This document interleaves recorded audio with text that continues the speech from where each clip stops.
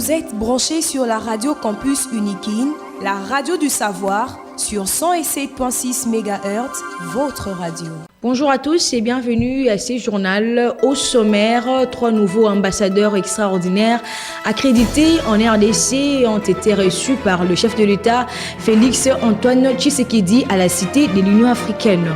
La Chambre haute du Parlement a adopté son calendrier de la session de septembre 2024, présidée par son président Jean-Michel Samalou Kondé. Pour renforcer la politique éducative congolaise, Pierre Dieudonné Longonjo a proposé de pistes de solutions lors de la défense de son mémoire de DEA de la faculté de lettres au département de philosophie à l'université de Kinshasa. Excellentes conditions d'écoute à tous et à toutes. La présentation Divine Mbala. 3 nouveaux ambassadeurs extraordinaires et plénipotentiaires accrédités en République démocratique du Congo. À cet effet, le chef de l'État, Félix Tshisekedi, les a reçus à la Cité de l'Union africaine. Ces 3 ambassadeurs sont notamment Abdulaziz Mohamed de l'Arabie Saoudite, Franco Sorrentino de l'Italie et Mekuria Worku de l'Éthiopie.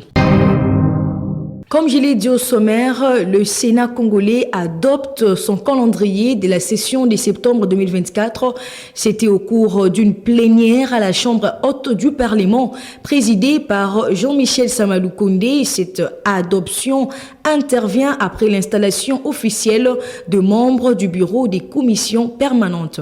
Les détails avec Glodaf Boloy. Les sénateurs ont procédé à l'adoption du calendrier des travaux de la session ordinaire de septembre 2024. C'était lors d'une plénière sous la conduite de Jean-Michel Samalou Kondé, président de la Chambre haute du Parlement. Le président du Sénat a indiqué que le projet de calendrier présenté ce jour à la plénière avait été préalablement examiné et adopté par la conférence des présidents de la Chambre haute la veille de cette séance plénière. Faisant lecture du contenu du projet de calendrier, la rapporteure du Sénat a fait savoir que ce calendrier comprend principalement l'examen et l'adoption de quelques projets de loi, notamment examen et adoption du projet de loi des finances pour l'exercice 2025, examen et adoption du projet de loi portant réduction des comptes de l'exercice 2023, examen et adoption du projet de loi des finances rectificative exercice 2024. Cette adoption intervient après l'installation officielle des membres du bureau des commissions permanentes et du comité de conciliation et d'arbitrage. Notons que selon les dispositions pertinentes des articles 74 et 75 du règlement intérieur du Sénat, la conférence des présidents est l'organe de concertation du Sénat. Avec l'adoption du calendrier des travaux, la Chambre haute se lance pleinement dans les activités de la 4e législature. Lutte contre la criminalité transfrontalière, la République démocratique du Congo et la Zambie ont signé un accord sur l'adoption des résolutions élaborées par les experts de ces 2 pays à l'issue de la 13e session de la commission mixte.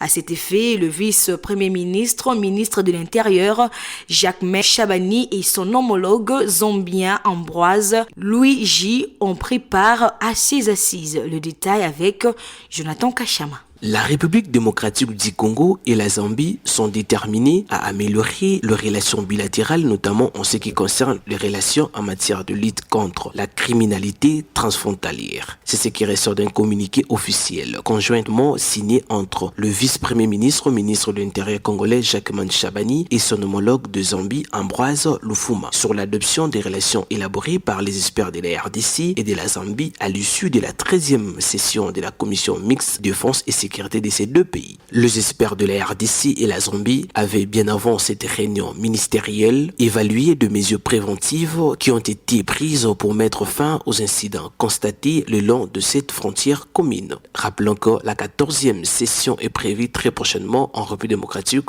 du Congo. Comment renforcer la politique éducative congolaise? Pierre Dieudonné Longonjo propose de pistes de solutions à travers son mémoire de DEA défendu à la faculté de lettres et sciences humaines au département de philosophie à l'université de Kinshasa avec comme intitulé « Apprendre à être fondement d'un système éducatif congolais, construire leurs valeurs à la lumière d'Olivier Reboul ».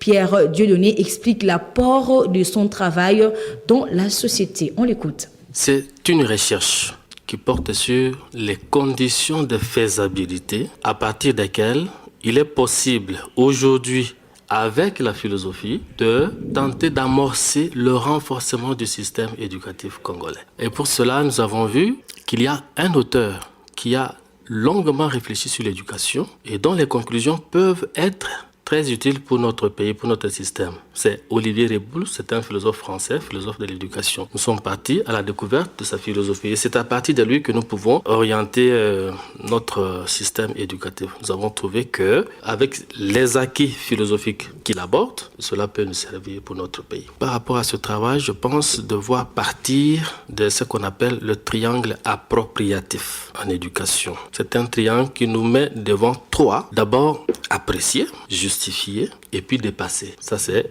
avec Reboul. L'appréciation, c'est creuser un système comme le nôtre pour savoir dans quel état il se trouve. Si on veut améliorer un système, il faut d'abord connaître dans quel état il se trouve. Nous l'avons fait pour trouver que c'est un système qui est en crise. Au-delà de ce qu'il y a comme qualité, ce n'est pas qu'il n'y a rien dans le système. Ouais, il y a au moins de manière générale, c'est un système qui est en crise. Alors, si on parvient à reconnaître que c'est un système qui est en crise, il faut le justifier. C'est-à-dire, quelles sont les raisons qui font que notre système soit en crise? Et les raisons sont nombreuses. On peut parler des raisons philosophiques, des raisons historiques, des raisons culturelles, des crises répétées, des guerres et des crises politiques dans le pays. Tout cela fait qu'on puisse avoir des retombées sur le système éducatif congolais et qui fait qu'il soit réellement en crise. Ouais. Donc, pour le dépassement, il y a plusieurs points qui peuvent nous aider à remonter le système éducatif congolais. Comment? D'abord par la détermination de ce qu'on appelle politique éducative. Donc il faut qu'on puisse renouveler les méthodes, les approches, les programmes qui ne sont plus évasifs. Nous avons des programmes dans notre pays qui concernent vraiment l'extérieur. Alors notre propre milieu n'est pas tellement pris en compte. Nous avons par exemple de l'or dans notre pays, mais combien de gens connaissent ce que c'est l'or dans le pays? Nous avons beaucoup de choses, mais combien savent? C'est pourquoi j'ai intitulé le mémoire « Apprendre à être ». Nous devons apprendre à être ce que nous sommes, à nous reconnaître tels que nous sommes. Et le système éducatif doit jouer sur ça pour que chaque Congolais puisse prendre conscience de ce qu'il est. Parlons sport à présent pour boucler ce journal. Chancel Mbemba est à nouveau nominé parmi le meilleur joueur africain de l'année. Cette annonce a été faite par la Confédération africaine de football. Le capitaine de Léopard sera en concurrence avec le Marocain Achraf Hakimi et tant d'autres meilleurs joueurs de l'Afrique. C'est la fin de ce journal, mais avant de vous quitter, voici le rappel de principaux titres.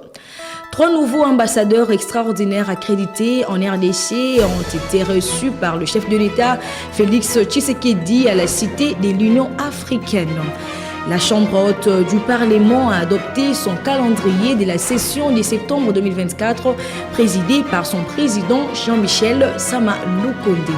Et aussi pour renforcer la politique éducative congolaise, Pierre Dieudonné Longonjo a proposé de pistes de solutions lors de la défense de son mémoire de DEA dans la faculté de lettres au département de philosophie à l'université de Kinshasa. Ce journal a connu la participation de Jean-Paul Mbouya Koutoumissa, Jonathan Kachama, Glodave Goloy, Emmanuel Boutela. À la réalisation du côté technique, nous avons Sylvain Chizungu, assisté par Caleb Ovongo sous la supervision de Luxène, qui nous restait branchés sur la 107.6 MHz. Au revoir. Vous êtes branchés sur la radio Campus Unikin, la radio du savoir, sur 107.6 MHz, votre radio.